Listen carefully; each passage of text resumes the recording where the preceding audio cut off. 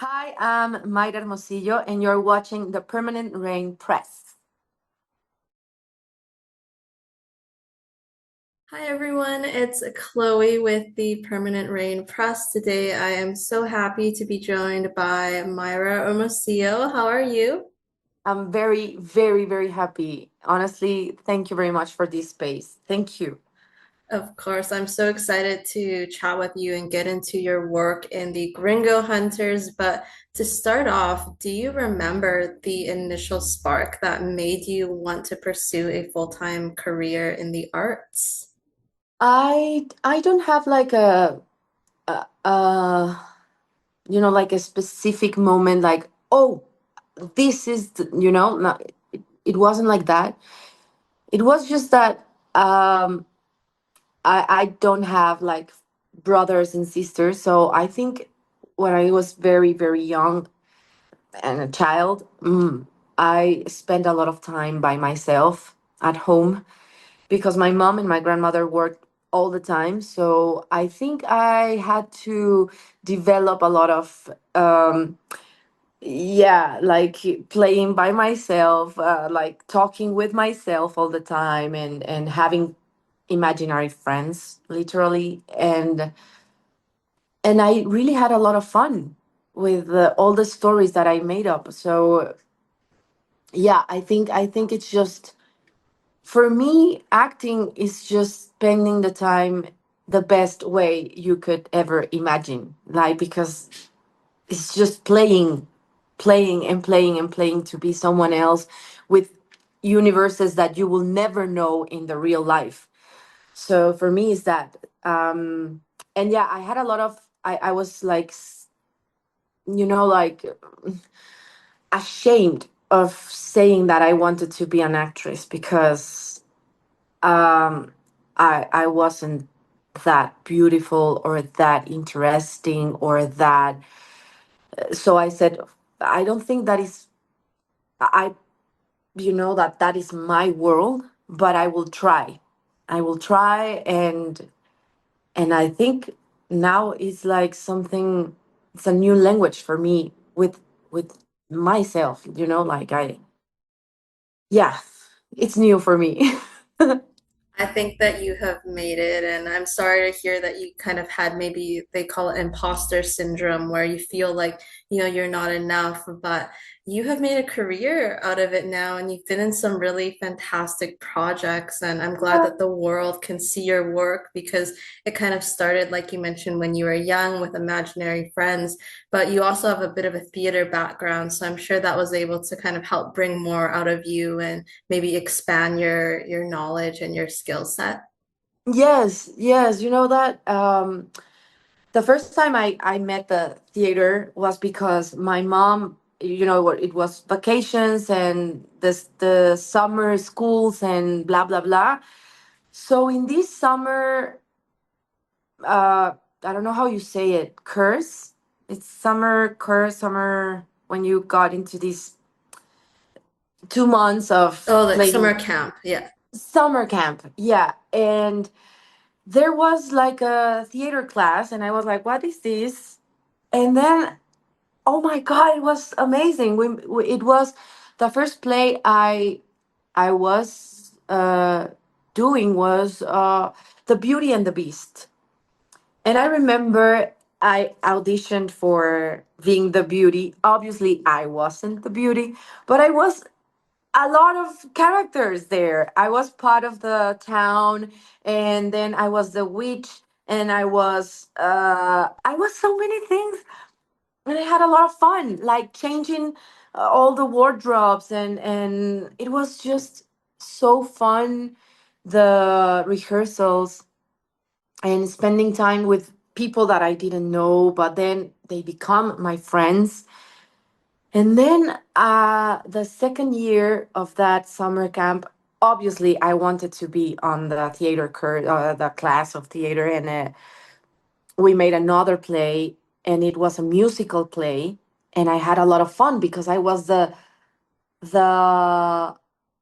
bad character, like that. I was the mean one, and I had a lot of fun being that person because it was about a play of plants, and we have to save the world. And I was the bad plant that was always trying to be so yeah, that was selfish. And by the end of the play, she realized that it was bad for the other plants, and she was like, forgive me.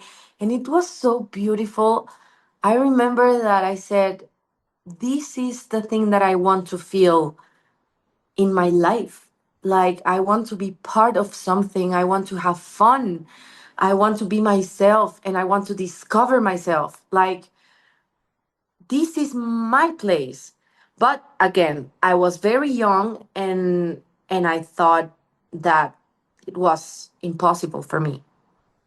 And I took a lot of time to decide to move to Mexico City and really try to reach this dream. And then I think that my insecurity really played in a good way for me, because I have heard a lot of colleagues that they always say, like, I am the best actress and I'm the best actor, and I am, why the people doesn't want to work with me, I'm the best. And if they don't want to work with me, they lose the chance because I'm the best. And I always think, like, why we talk that way of ourselves? I mean, I think it's another way of defend our feelings and our vulnerability. But I think we can do better, like, I don't know. For me, it's like, okay, I have received a lot of rejections in my life. Like, all the time is thank you, but no, thank you, but no, thank you, but no. And the thank you is just because they don't say that. They just say no, or they don't say anything. And I don't know. I'm very grateful with the way my career is being, I don't know, like, build. Like, I of course, I my dream, if it's work with Guillermo del Toro. Like, if someday I have the chance to make a casting for Guillermo del Toro, I think I could say, wow, wow, it's just amazing, amazing. Like, I like the way he thinks, I like the way he works, I like his movies, I like the way he creates fantasy. But I don't have these ideas of I want to reach Hollywood, or I want to reach. I don't have that ideas. I just want to be where they really want me. Like, yeah. Yeah, I think that it's so nice to thank you for sharing all of that. Like I can tell that you're so grateful for, the career you've built, and it's all about, staying kind of humble and grounded and still chasing that feeling you had when you were the bad plant in the summer camp performance. But nowadays, like you have been able to build your experiences. You are a writer and director as well. So what are you inspired by as a storyteller and in the scripts that you write? Well, I started to write because of rejection, because I had so many no's that I said, like, maybe acting is not my field, but I really want to tell stories. So I start to learn how to write, the structure of the script. And I said, like, the only thing that I could really share is part of my life, because that is something I really know of, things I have felt or thought or lived. And yeah, for example, the first short I wrote was in Lucia's Skin, that was um, premiere in Vancouver Film Festival, and I couldn't believe it because it was my first short film, and I couldn't believe it that it was accepted in several festivals. It was like, wow, wow, wow! I didn't expect that. And it is about it's a metaphor of something I have felt a lot of times in my life, that I was like a piece that changed my mother's life. Obviously, when you become a mother, everything changes. But I felt very bad because my mom was a model, and she was how do you say, she was signing a contract in New York for being a model, and then she noticed that she was pregnant, and she called to this company to tell them like, guys, I'm so sorry, I'm pregnant. And they said like, don't worry, you can come to New York and we can continue until you give a birth, you give the, how do you say, you give birth. and and she said no. And I think that decision, I know now with therapy that it was her decision, and it's the way she wanted to be. But I felt that my presence changed a lot my mother's life, like a lot. And I felt very bad for a lot of years. And in Lucia's Skin is kind of that, it's talking about that feeling of, I feel bad, like because my mother was always very lovely, very lovely, and I couldn't understand why. Like, why you are so lovely if I change too much your life? And yeah, I think I talk about that, and then I talk about schizophrenia. Is that the good word in the second, in the second one? Because I really like to when I have the opportunity and they give me the chance to talk with them, I like to talk with the people that live on the streets, because I don't understand how their lives change too much, just and become that person that they have their own universe to really keep safe, but it's there outside. And it's amazing, and I wanted to explore that. And Vainilla is about my childhood with my a family that is the only women. So yeah, I maybe one of my goals is one day I could write something that is not about part of my own world, because or have the possibility of talking about my world, but in a fantasy way. I think that the overarching theme for you, though, is like, human connection and drawing from the heart. And it seems to really be resonating with other people. And Vanilla, congratulations. It's your feature film debut as a director, and it was selected to compete in the Venice Day section at Venice Film Festival, which is just so exciting.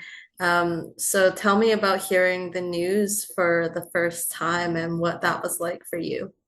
It was really amazing because we didn't have the budget to finish the movie. So I was like very frustrated, and we started to make this strategy of work in progress, where festivals have this yeah, like this part of work in progress movies. And it was selected in Toulouse, and then in Morelia, and then in Guadalajara, but in Los Angeles, and then in Ventana Sur.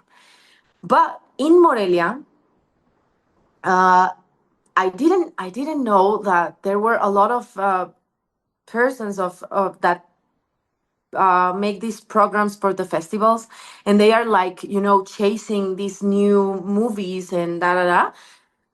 And there was a beautiful person, Cedric. He is from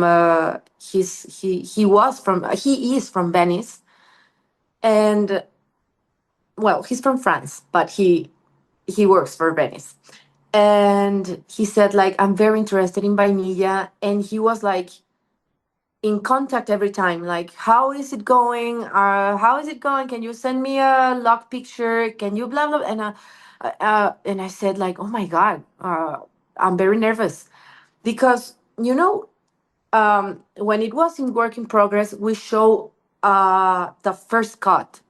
So there were a lot, like, my God, that, like, it was a Frankenstein. And I said, like, what happens if I send the picture locked, and they say, like, like, I don't like it. And I was very scared about that, because it happened with a sale agent, that he was also like, I want to see it, I want to see it. And we sent the picture locked, and he said, oh, I think you lost the essence of the movie that I saw in Toulouse. So this is so sad. I think you have to restructure. And I said, fuck, it is, I just, yeah, this is a mess. And I had to send that to Cedric. And Cedric said, Mayra, I need you to trust in me. Please, please trust that something great can happen. I cannot assure you that it will happen, but please trust that it's a possibility. And I said, like, fucking, what does that mean? And he said, like, "Pus- just don't give Vainilla to another festivals, because Venice needs, like, the premiere. If you are in another festival, we cannot program your movie." And I said, like, oh my God. Oh, we okay. I understand. And I said, like, okay, let's do it. Like, let's trust. And it happened.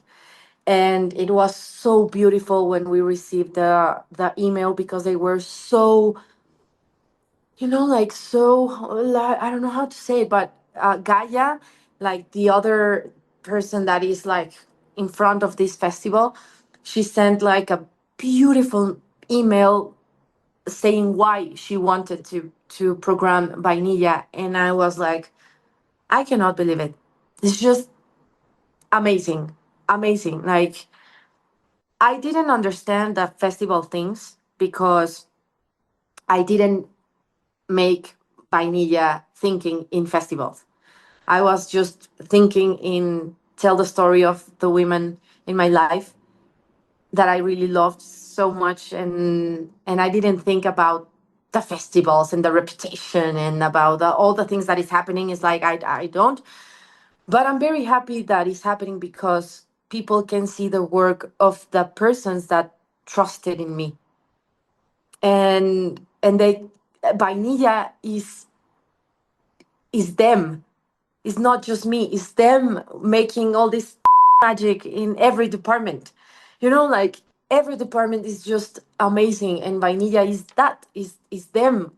Is part of their hearts there, and I'm just waiting that people can see that and say, like, oh, I want Maria Castellas, an actress, and Natalia Plasencia, and I want to work with Ale Velarde from makeup, and I want to work with Hilda Navarro in wardrobe, and I want to, like, I wish, I really want that.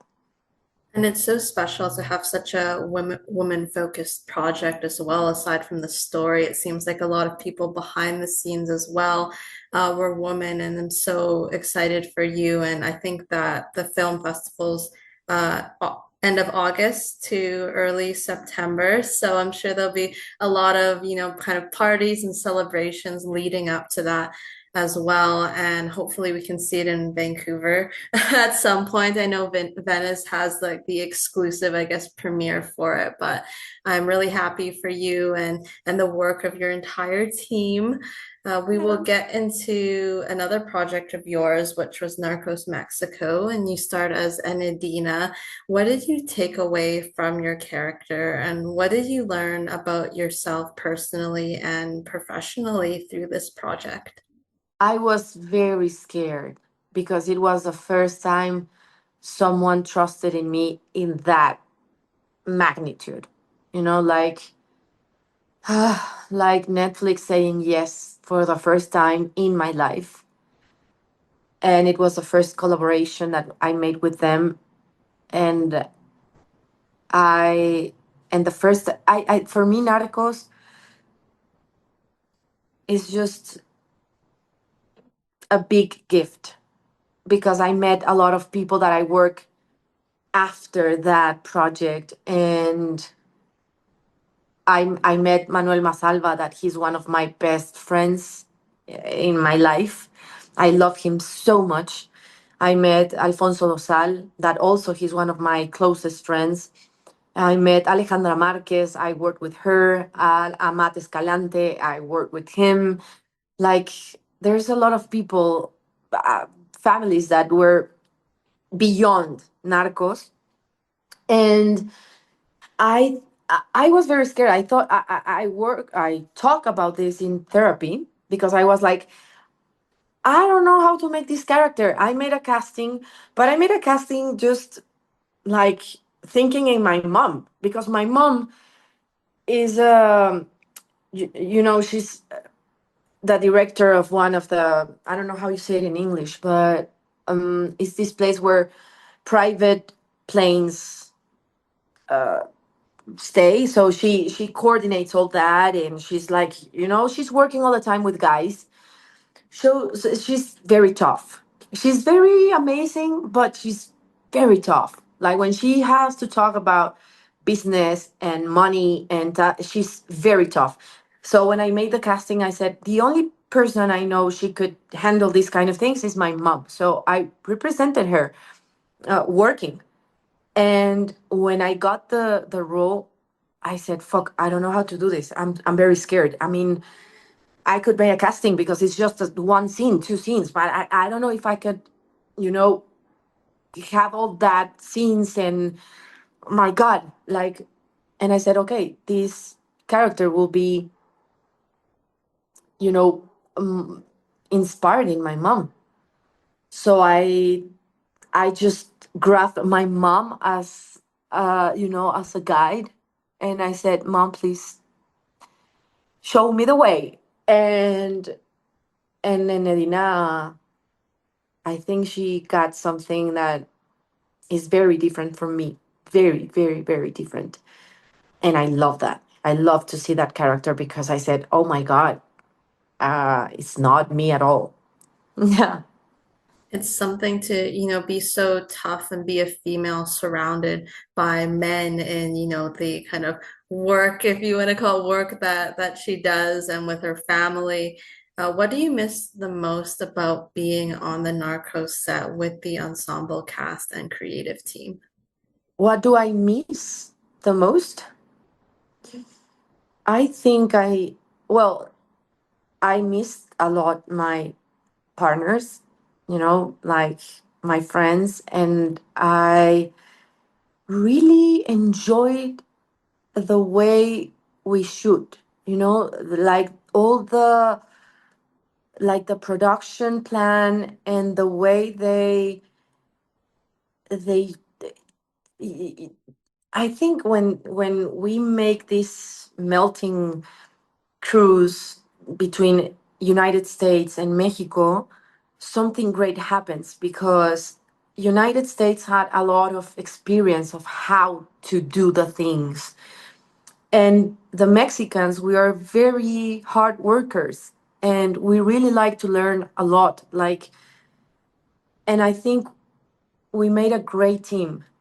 And I could experience that as an actress. Like, if I had like a shooting day, it was like, okay, you got at 8 a.m. and at 9 you're on set, and at 10 you 9:30 you're shooting, and at 2 you're eating, and then you're leaving. And it was like, ah, I'm very happy that we can do it in a good way, because sometimes in Mexico we make our work plans are like, what if, and what if, and what if, so you can stay hours waiting, hours, because what if, and what if, and what if, and let's bring Mayra just if we need her in because the sun. And it's like, okay, but with the kind of production in Narcos showed me that there was a lot of new ways of working, and good ways, and I missed that. In Gringo Hunters, we lived something like that. It was very beautiful because we made that team. It was Imagine and Red Room, and and Woo Films making this team. So it was very balanced and I enjoyed a lot. But I think I will say that I miss that kind of working in another projects.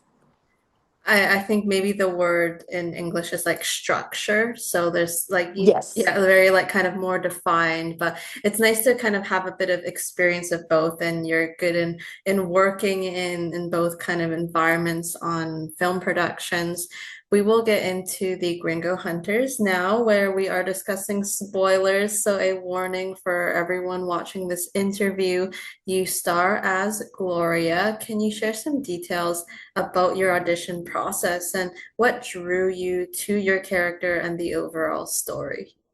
It is a sad uh, answer for my in this because I didn't made a casting, I should say. Um, Stacy Persky, that he is a very he's a good friend, and he also produced Vainilla, so he's very close to me. And I think I met Stacy in Narcos Mexico. He also produced Narcos, and I think he saw something in me.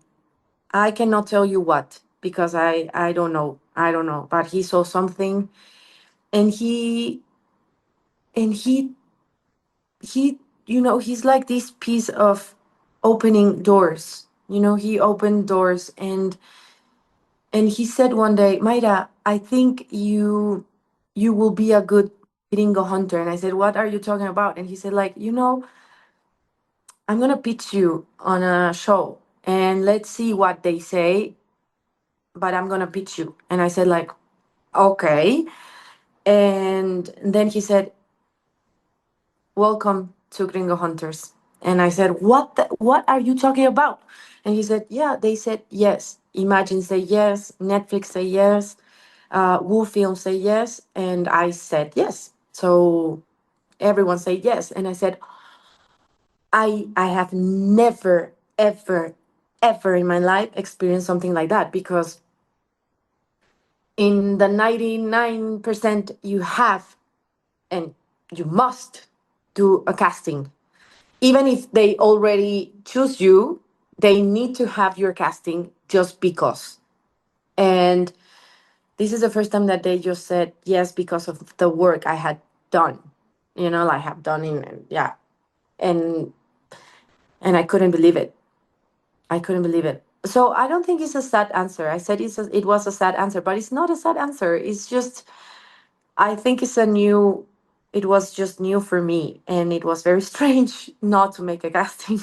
I feel like it should be a bit of a confidence boost though, because it means that they had trust in you and your Yeah. work. And I spoke with Jose Maria recently, and he said the same thing, that I think Stacy had put his name forward as well. And I know that you two were both on Narcos Mexico. So it's nice that, your past body of work can really inform people to say, yes, we do want to greenlit this project. How did you shape your character, Gloria, once you got to, read the scripts and know her? Can you share some insights into the key physical and personality traits that you focused on? I I was also I think I'm very scared when I got a character, because I really want to represent part of our humanity, and sometimes I think our industry only are focus on make these superficial characters. And I think in myself, and I said, like, sometimes I go to to work, and I don't feel good. I don't feel good. I'm sad, or I'm tired, or I'm angry, or something happened at home and I'm not that good. And sometimes I'm super excited. I mean, every time is different. So I thought with Gloria, I said to my directors and to the showrunners, like, I don't want to make this police girl being always tough. I'm super sexy, but I'm tough and I'm hard and I'm I said like I'm done. Like I'm done of being that. I mean, we can be strong women, but also we can be tender, and also we can be scared, and also we can be insecure. And I think we should show that kind of life inside a woman. Like not only being like I'm sexy and stop guy. I just you don't know anything about me. It's like I don't want that. I don't want that. Because I don't think we are doing good to society watching this kind of images all the time of the women strong and sexy, strong and sexy, strong and sexy, and nothing happens to me. And it's like, can we please just explore more humanity on her? And they were like, let's see, let's see, let's see. But they were very open with every, we were shooting and I tried something and they were like, okay, just move it this way or this way, but continue for on that line. And I was like, oh, okay. And I think we made something very special with the characters and the group because we were like interested in showing that personal part, even if the script doesn't show it very much because, cases and blah, blah, blah. But I think we show persons that we are very broken. I mean, we are broken and we fail and we are scared to fail and we're scared to die. And the only way we can handle that is being together. Like I trust in you, you trust in me. I'm loyal and let's do it. So I think, I mean, Gloria is based on Abigail, and I really want to share this because I when we started the project, they told us like, oh, Gloria is based on Abigail, and you're based on and da da da da da. Da. And we wanted to meet them. It wasn't possible. We were very close to go with them to a dinner and met them, but we didn't. It was so bad. And now I don't know. It for me was very sad to know that Abigail lost her life on a mission this year, and she's a mother. She left, her child, and she was very young.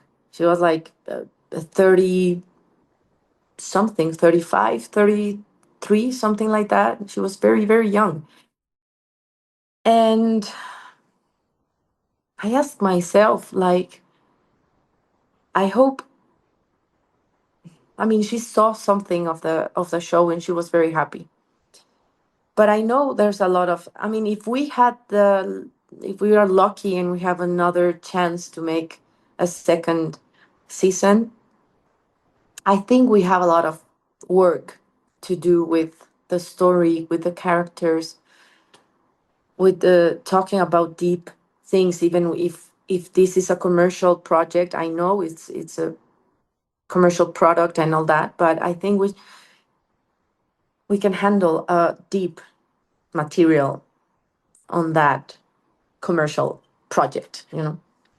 It was so sad to read that in the news because it's really, I'm sure, a reminder for you as actors, like you're playing these characters, but it's such a dangerous world and such a dangerous job that these people are going through day in and day out. And I hope that if you get a second season, you do get maybe an opportunity to connect with some of the real Gringo Hunters and get more of an understanding into their lives. But I think you did do a really good job in season one adding depth to these characters and, seeing some of their life at home.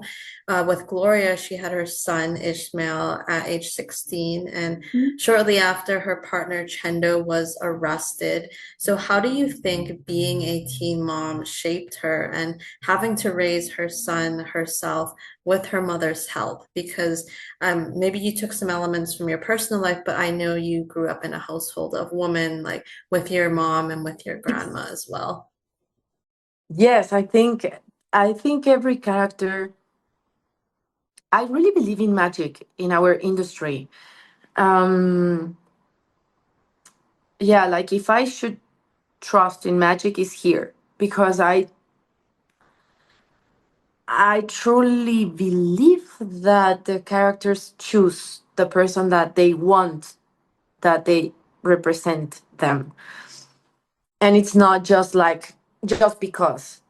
And Gloria, for me, I'm very scared of being a mom, like I'm very scared. And I don't know why I'm always mom in the projects. Always. Like always. It's like why? Why? I mean, and this character in a specific, when I said, what? Am I a mom of a what? A teenager? What? And I had a lot of fun. Like honestly, I said like,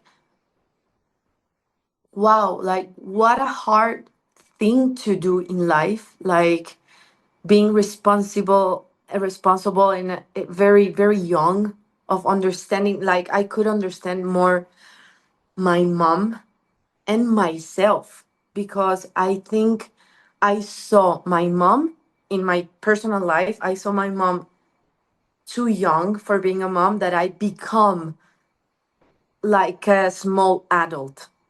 Like, mom, I know you're a child and I know you don't know how to be a mom because you're very, very young. And I think the way I could feel safe was being or trying to be mature. So in Gloria, I try to play that young mom, like if he was my brother, because sometimes I think it's the way young mothers understand, like, and we have to paint our, like you green and I purple, and you make like that kind of connections that I don't know if from a young heart, that you are also immature. Like when he got the green hair, and I said like, why you do that? It was something between us, and I wanted to do it with you. And it's, I think that she's like a little girl with her son, like making this why you do that. But then she she has this, like her heart is like a stone breaking a little bit because she doesn't trust in men. She doesn't trust in men, and it's something that she wants to change. And I think it's something that I wanted to share with her, with Gloria, because I am like that. I It's been very hard for me to trust in men. I do, but it's been like a process for me for many years ago. And I think I wanted to share that with her because her dad was killed by a gang, and her dad was lying to the family, and also Chendo was lying to her. And you know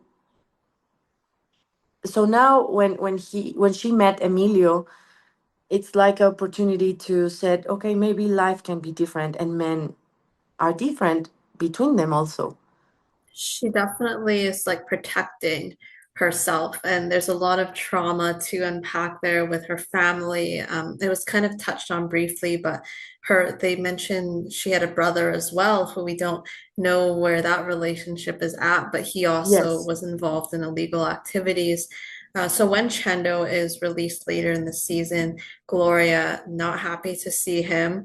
What anger or disappointment does she feel towards him, and why is she reluctant to have him in her son's life, given her past and the fact that her son, though, really wants to see his dad? So, how does that all kind of play into how Gloria is feeling? God, I think, I think she's scared of make a mistake of the decision that she's taking of what does she do, like separate them, like is that a good answer or not? Like she knows that Chendo, she really believes that Chendo is a good person, but he's, how do you say, like he's eaten but by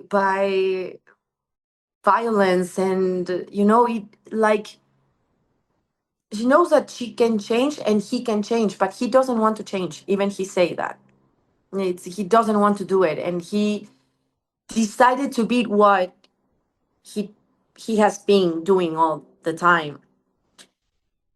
And also how she can combine like a safe place for her son, like how, I mean, he's a teenager, like he thinks, he wants, he's discovering things. So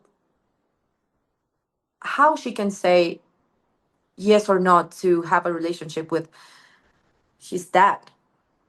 So I think she's scared of what can my son do just to be close from his dad. And in the police interview, kind of going off that, the psychologist does ask Gloria if she's afraid her son will follow the same criminal past as the men in her life. So I can sense that that might be like a real fear that she has.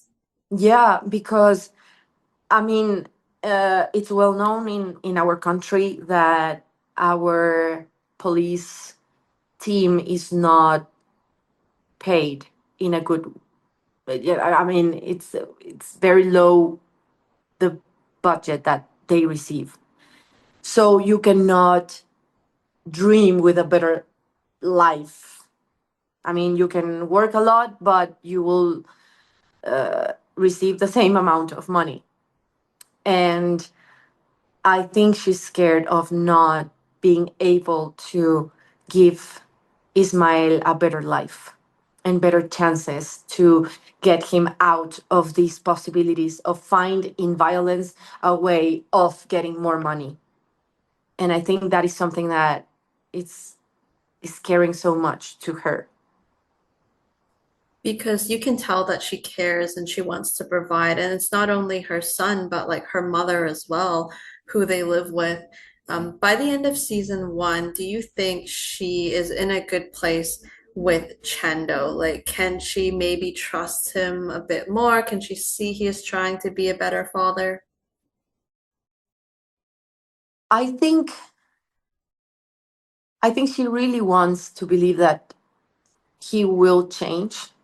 And I think because of Ismael, she will give that um, trust.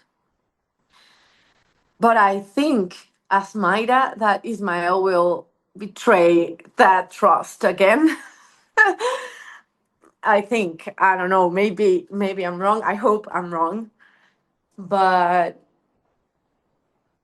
I think she will say again, like, okay, not as a partner, like a, but yes, as a, okay, like, let's try a good, I don't know, relation between us just to keep safe our son.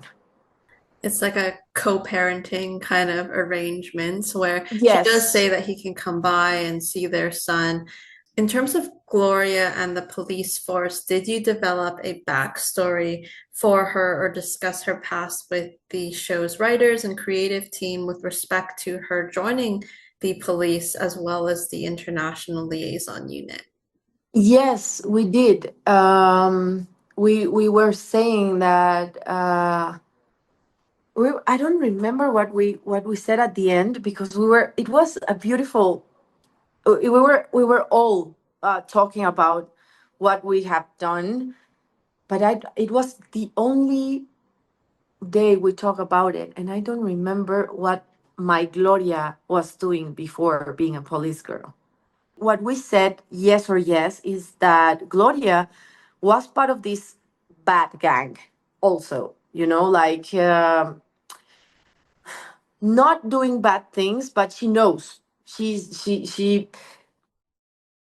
being part of that. She knows.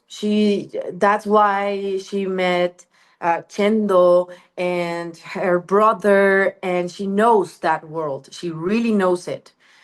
But when her dad is murder, she really decided to say, like, okay, uh, I'm done. I'm gonna study.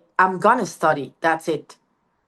And yeah, I think I think Gloria was the extreme. Like, okay, my dad is this part of it's just he's part of the crime, and my boyfriend is part. I'm not gonna do it. I'm gonna be part of the other, because I really we were talking that is people that all of them really trust that they can change something, even if is this they can be part of that positive change in our country. And it's also it's an industry. I don't know if it's an industry, but it's also a work full of shit.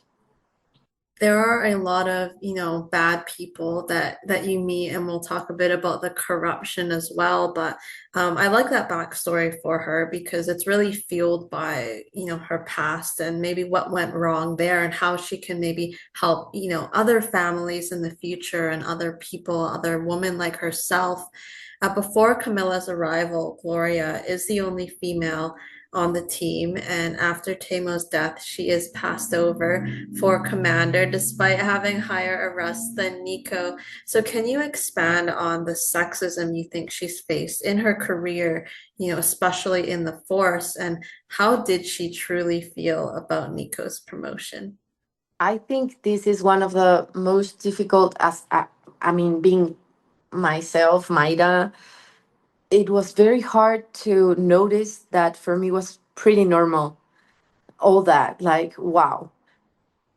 And I'm been thinking about that because it's something that they wanted to be, obviously something very clear, that it's not you, even if it has to be you, but it's not you. So I think is this part of the society that make us feel that we're not enough as women. Never. We're never enough. You're not enough. You're not enough beautiful. You're not enough intelligent. It's not enough. Never enough. And we keep trying to be enough. And I think I'm. I don't know if I'm done, but I'm. I hope someday I'm done with that, because I'm.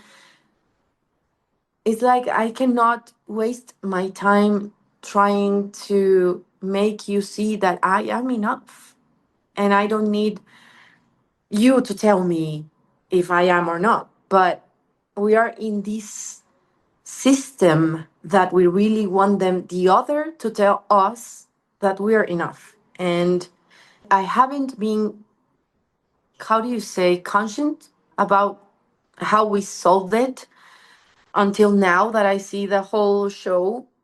And I really like that Gloria didn't, I mean, she felt it. Obviously, she felt it, that I'm not enough. I'm not enough.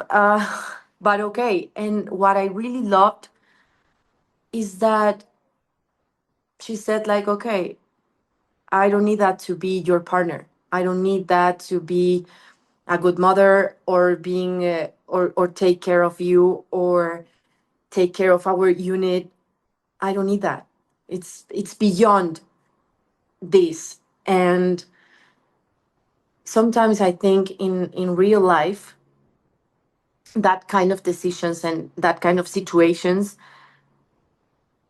make us to do or make something in us that break us, and that you can make feel someone bad just because you feel bad, like you can hurt someone because of this system.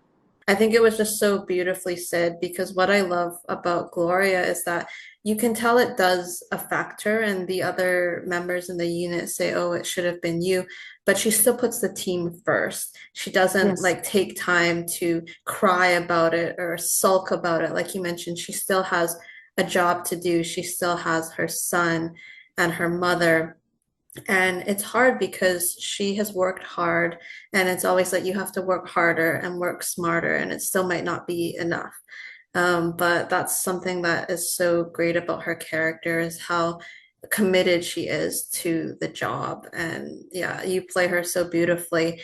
But what I Yes. love about Gloria and Nico is they do have a lot of trust in Yes. each other, and it's strengthened when he finally admits he's been looking into Temo's death. How did you view their relationship, and how long do you think they've known each other and worked together for? uh I think, well, I Harold, I when I met Harold, we talk about how we wanted to make this partnership, and I said, bro, it's like you and me, like, honestly, like we just want to have a good show and something. I mean, we just have to make the real thing happens in the fiction, and that's it. And I think we truly made it. Like, when you're close to someone and you can have the trust in touching him, like, you can touch him, you can feel him, you can be close to that person that you care about.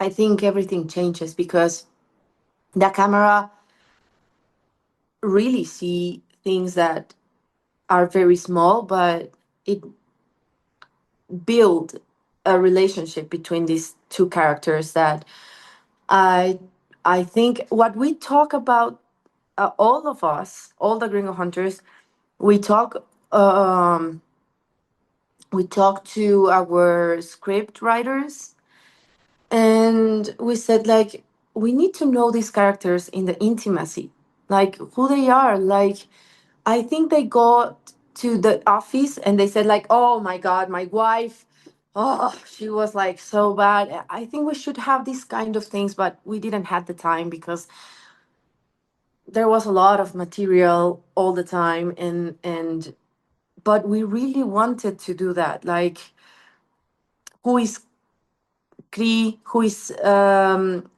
well, Andrew, no, but who is Beto, Archivo, like who they are in the intimacy. And I think Nico and Gloria talk about their personal lives all the time. Like, Nico knows every move of Gloria, like everything. Like, I'm dating someone, I really like him, or I stopped dating, or my mom is just I cannot handle anymore, and Chendo is coming. And I think they really know a lot of things. And I think they have, like, maybe 15 years of being friends, or 70 years of being friends. I really believe that they have a long, long relationship. I think it was in Temo's office that you can see a picture of the unit from 2010. So that would put it at around 15 years that both Nico and Gloria were on the team. And I imagine their kids also look similar in age. So they probably Yes. kind of grew up together and they have a good relationship with, like Uncle Nico or Aunt Gloria. Gloria does begin a sexual relationship with the food truck owner, Emilio, who she is initially hesitant about getting serious with, as you mentioned, not being trusting of men. So, can you tell me about those initial doubts, but why does she begin to let him into her life? I think Emilio came in a or appeared in this moment where Gloria needs a relief. You know, she already knows her family, you know, like, and now that the possibility of Chendo coming out of jail, and that Temo has been killed, and all the things that are moving, I think that Emilio came as a relief, like something new, something that is just like where she can be. Like, I'm not thinking in my job, in what we have to do, in if I can die, in if my family, if Chendo comes out, what, like Emilio is just like a new page, and that makes her feel like calm. And he is really nice to her. And I like the scene where he kind of mentions that he is all in and he's not scared about what she does. So she decides to introduce him to her son and her mom. And there's that awkward kind of scene where Chendo comes as well. But it's nice to know that she is kind of opening her heart to that possibility. Despite warnings and her better judgment, she does go to Sanchez Taboada alone to look for Yahir. So can you take me through that decision for her to follow the lead, and how challenging and emotional was it for you to film those scenes at night? I remember that I had never felt that in my body. Obviously, I knew it was fiction and everything, but sometimes I really think that you have to put yourself or take, I don't know, to new places to find a little bit of truth. Because when I've been in that kind of moments of feeling that something wrong can happen to me, I feel so like my blood is like, and I remember that day I I felt my lips like this inside, and my body like if I had tickles all the time, tickles. And something that really moved me, that we were shooting in this neighborhood that was very, like you see, like you feel like I'm gonna die here, I'm gonna die, like. And one real thing that happened was that there's a lot of street dogs, and of course the conditions of the dogs are very sad. And one of the most sad thing is that the, how do you say, the female dogs, how do you say it in English, is that the right, when they have the period, a lot of the dogs chase them, and it's very violent because there's a lot of dogs trying to the dog, and it's very sad, and you could hear the screaming of the dog, like having pain, and the dogs fighting between them to pat the female dog. So for me it was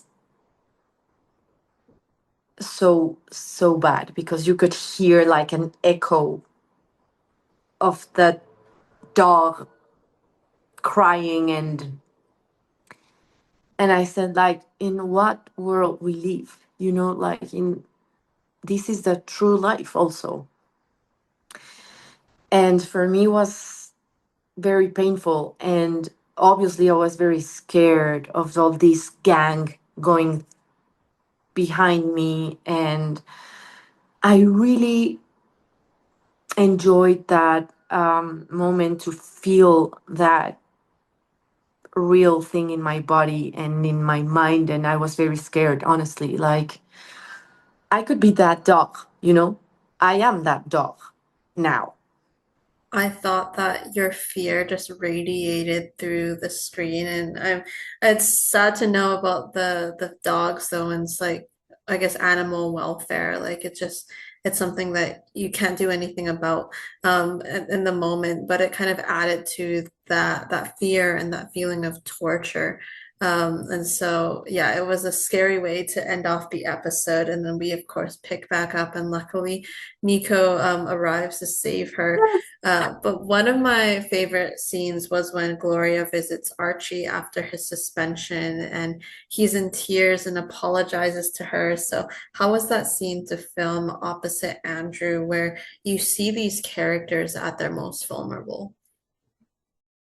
I, I look, I'm really, because I remember that day, those days.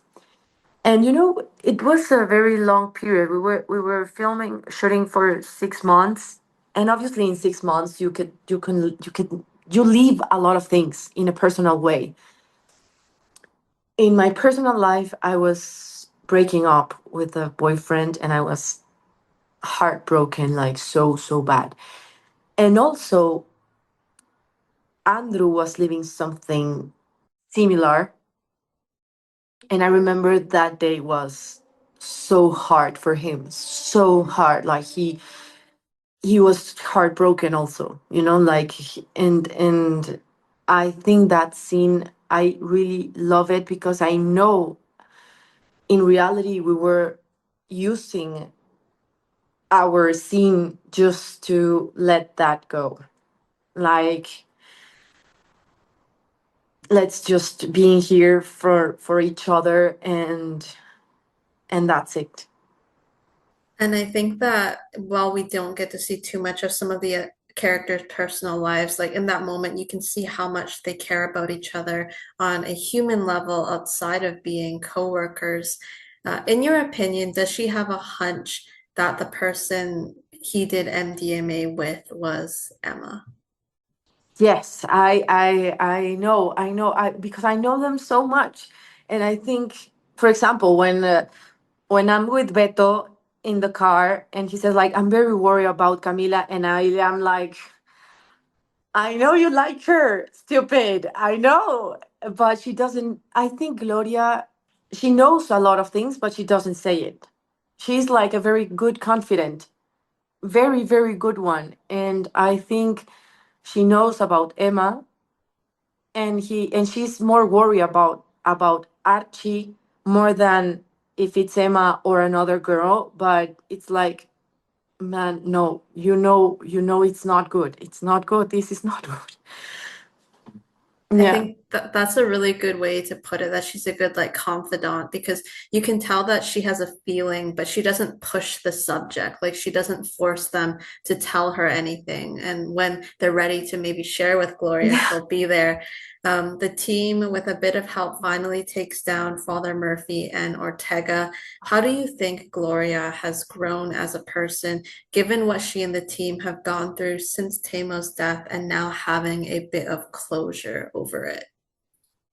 What I felt when I saw the show, I said like, my God, I think Gloria is very angry, like very angry. I mean, she's obviously relieved that, like, wow, it's this is the end of the end, and we discover the thing. But I think she's very angry with all the things that is happening in life, and it's like we cannot control all of them, and there's a lot of things, bad things happening right now that we don't know, and we cannot do anything about it.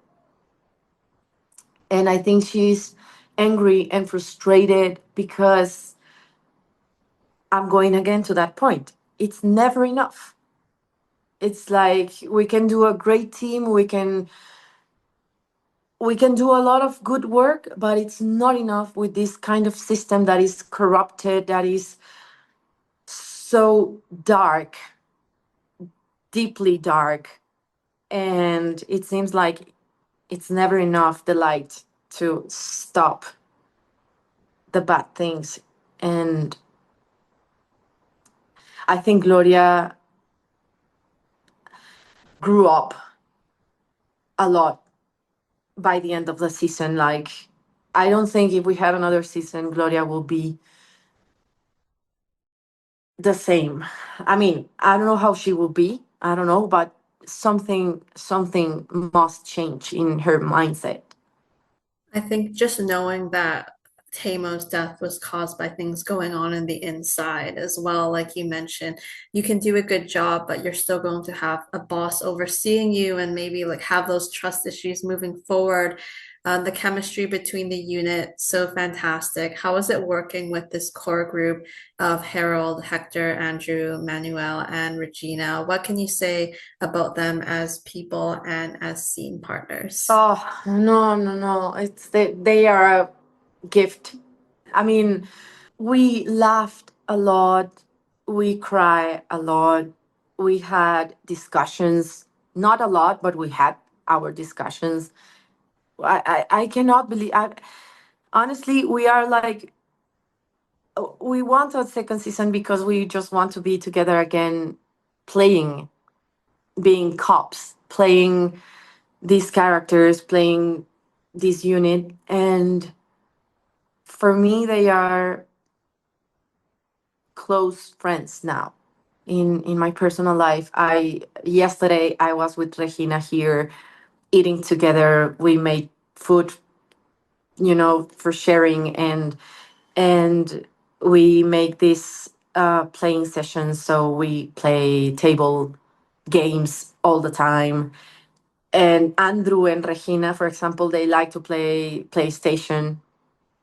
And yeah, it's like, and with Kotsifakis, we make this how do you say carne asada? How do you say the meat? And he prepares the food, and Manuel likes to play the guitar. Barbecue, Emiliano said, barbecue. Yeah, he prepares the barbecue, and it's just amazing. Like each of us gives something particular to the group, and it wasn't just work. It was something more that I don't think that happens in every project. I don't think that happens. It's very particular. It's so nice when you can find a new family. And I love the teasing relationship, like when they make Beto send the shirtless pictures to Charlie Soto, and you can kind of just see like that chemistry and how it's been built and how comfortable they are, with each other. Do you have a favorite behind the scenes memory from set that you can share? My God, I think we have a lot of them, but I have to write them down because I mean, when Manuel made the striptease, we were joking all the time with him. It was just because Manuel was very worried about the body. You know, he wanted to be very, very, handsome and in a good shape. And he bring from his home always five breast chicken, five of them all days. And we were like all the time having fun with him, like, where is your chicken and your chicken and your chicken? He was like, stop it, I want to be so handsome. And I it was so fun. And we helped each other also to make our castings, because we received castings during the shooting, and we were helping each other when we have these resting times. And we played a lot, for example, with our guns, that they were not guns, but if we say the word dog, all the time we have to like make this. And it was very fun because at the beginning we were like so bad at it. Like we were say dog and we couldn't take the gun out. And yeah, we had a lot of beautiful and great times. And that's really important because of the heavy material of the show. So it's good that you can kind of, have some relief and have fun with each other when the cameras aren't rolling. The series creates conversations about economic and political interests, corruption, and cultural stereotypes. So, what do you hope viewers take away from season one of the Gringo Hunters? I hope they can like like me to discover that in Mexico it really exists, this international unit. And I really hope that even if it's I will say it again, like a commercial project, I think that collaboration makes the difference. I really can see that we need United States, and United States need us to make something happen in a good way for each of the parts. And I really believe that also collaboration and working in together makes the difference. For me, I think even if we're just, a lot of cases and da da da da, I think the essence for me is that. I think that's such a nice message to have. And it was such a good like cross-border collaboration, focusing on, a real life story. And there's grit to it, but there's also like light and levity. And I love how the story was told. If renewed for a second season, what do you hope to explore with Gloria? And are there any specific characters you would like to see her interact with more? Oof, I hope that they give us more intimacy, like time with intimacy. I hope we can see more of the vulnerability and doubt. I think we should explore doubt in second season because Mexico is not an easy country. It's not an easy country, and sometimes the conflict between choosing some things or another thing, between choosing the economy or goodwilling of your family or being loyal to your team, that happens in real life. And I think we should explore that. Like it's not about just being about treason. It's not that. It's more about what is the best for my family, for me, but what does that mean in my work? And I think that would be something interesting to explore. uh I don't know what would happen next with now with Nueva Tijuana, that what will happens now with something that has the permission to do it, and what will happen with all that people. Something will happen. And and I don't think I don't know if if there will be, because in every season they want someone new on the unit. No, like it's something that I will expect to happen, that someone can come to the unit. And if it's a female, what does that mean? Because I think Gloria will feel this fear of, wow, a new female, because I think Camila is more like a Oh, daughters? daughter. It's more like a daughter, like a yeah, like a sister, like a Yeah, young younger sister, sister for you. a younger, yeah. But if another, for like with her age and similarities, come to the unit, maybe that could shake a lot to Gloria, like really make her feel like, I don't know how, something to explore also, something good, insecure, yeah. And that would be amazing. Or if another chief comes like Nico, I don't know. I hope we have the opportunity, but we don't know. Lots of possibilities. Like a little bit of competition would be interesting, but I have to say I love their interactions with Anne. I feel like there's a lot of mutual respect Hmm. that they have with her and the work that, she's doing. And she's helped them out multiple times in season one Yes. as well. I have a couple more questions. Do you have any upcoming projects that you can share on the acting front aside from, of course, Vanilla?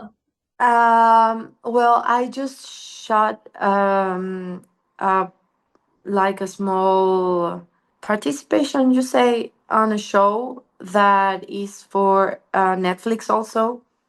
It's called No Tengo Miedo. That I'm not scared. I think it's the, but I don't know if I could. I don't know if they have already said that they are shooting that show. It's inspired on a novel, an Italian novel. Amazing, beautiful, and then I'm going to Venice, and then I'm coming to shoot another movie of a friend that is. His name is Alessandro, and then I don't know. I don't know. I'm trying to.